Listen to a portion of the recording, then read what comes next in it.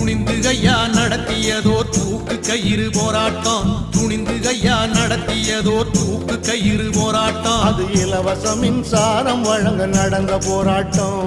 அது இலவச மின்சாரம் வழங்க நடந்த போராட்டம். பெயர் பலகை பேரழிப்பு எதுக்கு போராட்டம்?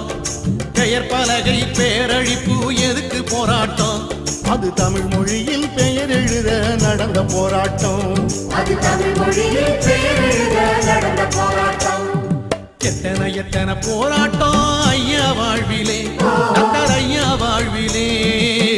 எண்ணி பார்க்க வேணும் உங்க கொஞ்சம் நெஞ்சிலே, எண்ணி பார்க்க வேணும் உங்க கொஞ்சம் நெஞ்சிலே.